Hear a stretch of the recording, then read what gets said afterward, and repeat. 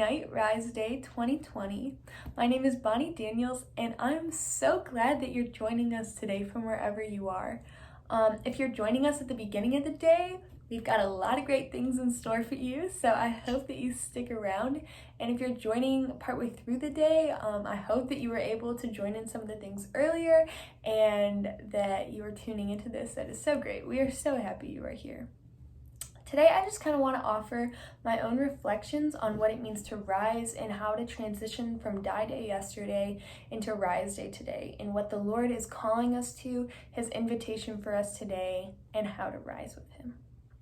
So first, when I had been reflecting on the meaning of Rise Day and transitioning from Die Day yesterday to Rise Day today, I kept being prompted by the Holy Spirit to dive into the Gospel of Jairus' daughter, where Jesus raises her from the dead.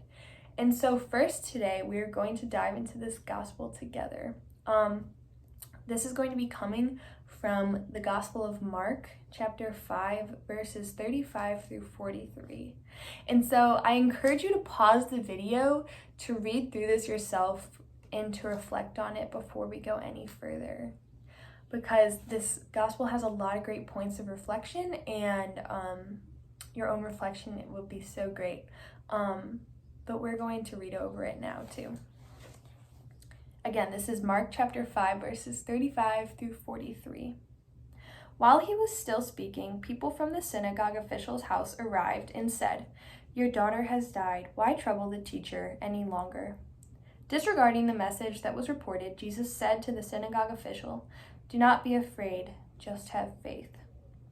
He did not allow anyone to accompany him inside except Peter, James, and John, the brother of James. When they arrived at the house of the synagogue official, he caught sight of a commotion, people weeping and wailing loudly. So when he went in and said to them, "Why this commotion and weeping? The child is not dead, but asleep." And they ridiculed him. Then he put them all out.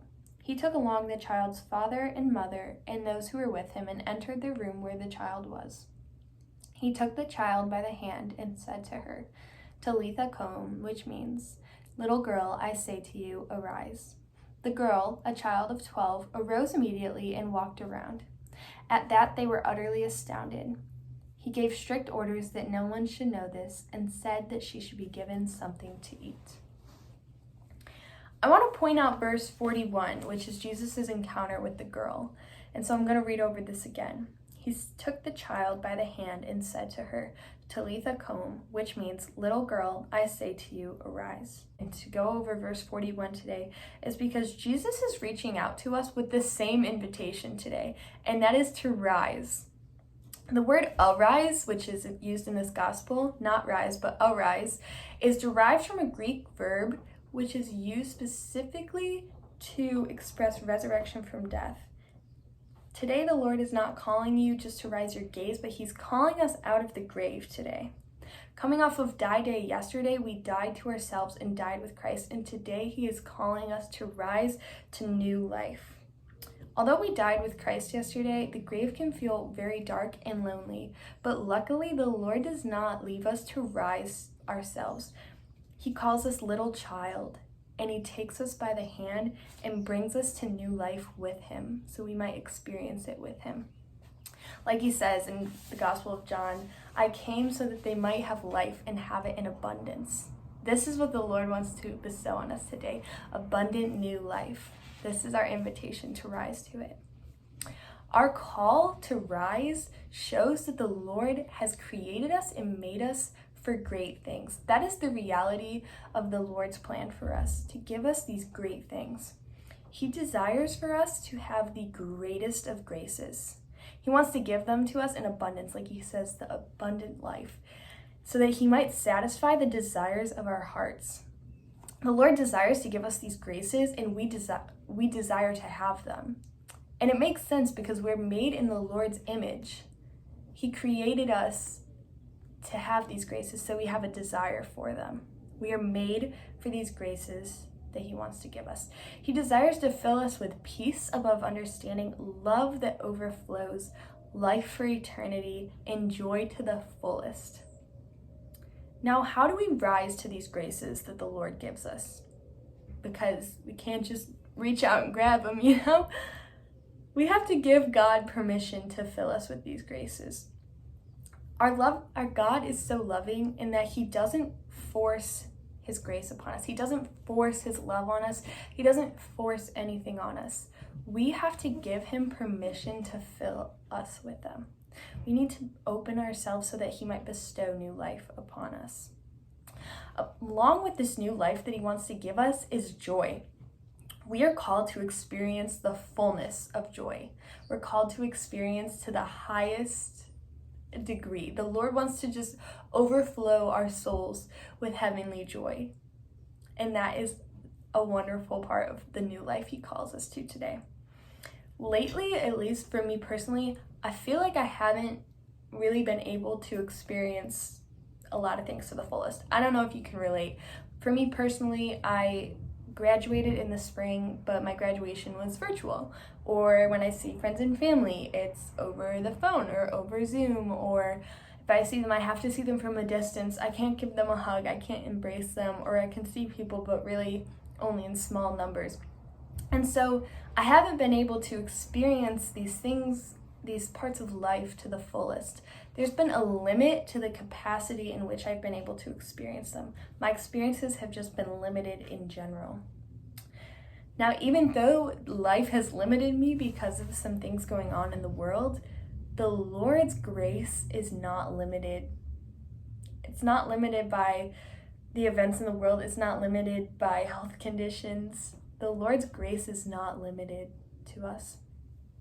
He can give us this heavenly joy regardless of what's happening around us. There's no limit of his graces because they surpass all understanding. And so today our invitation to you is to rise to this fullness of joy that he has in store for us. To invite him into your heart, and because when you do that, we can flourish in the light of his grace and we become our best versions of ourselves. So that is the goal of today, and that is the challenge that the Lord is inviting you to today. Now, I just want to point out that joy is not to be confused with happiness. So if you think, well, I'm not feeling joyful, joy is not a feeling. Happiness is a feeling and it's very fleeting. You know, something bad happens to you and happiness is gone. The Lord's joy is not limited by experience. The Lord's joy is deeply rooted in us by him who bestows it on our hearts. When we rise to the fullness of his life and the fullness of his grace, the Lord can bear abundant fruit in our lives. That is just such a great part of the fullness of joy and the fullness of life, is that he bears fruit in our life. And one of these fruits in our lives that he bears when we rise to these things is the fruit of being attentive to the Lord and the fruit of being aware of how he's working in our lives.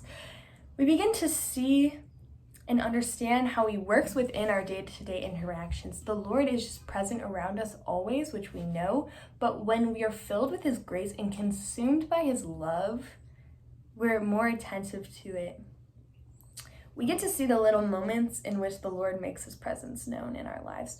Now, this could be the big and the small. This could be being prompted to say a kind or encouraging word to a friend, or receiving a kind and encouraging word from a friend. This could be enjoying a beautiful sunrise or sunset, or this could be just sitting in the stillness of nature and just appreciating the Lord's goodness.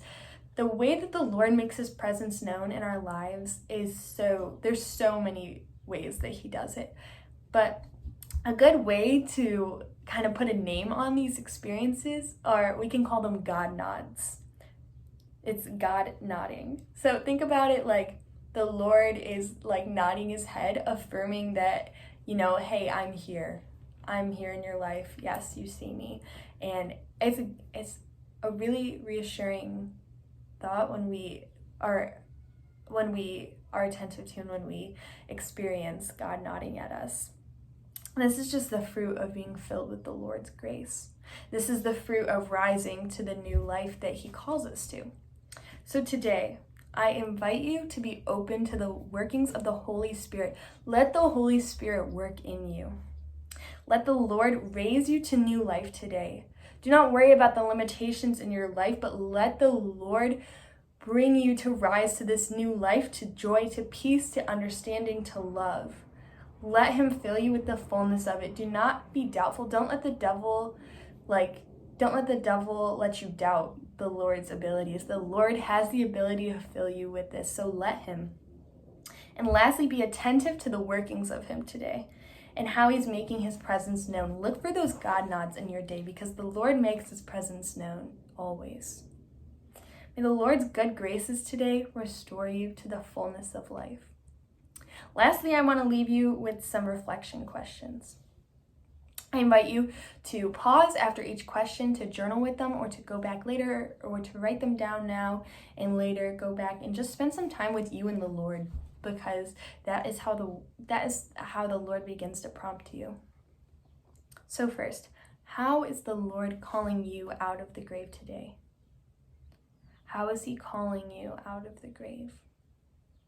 Second, what is holding you back from allowing God to take you by the hand today and to lead you to new life? What burdens or limitations are you placing on yourself which prohibit the Lord from taking you by the hand and leading you out of the grave?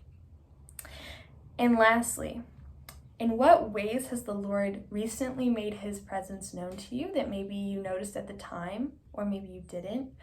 I invite you to look back at how God has nodded at you lately. And how can you align your gaze today to be attentive to him, to be attentive to his presence today? How can you do that in your own life?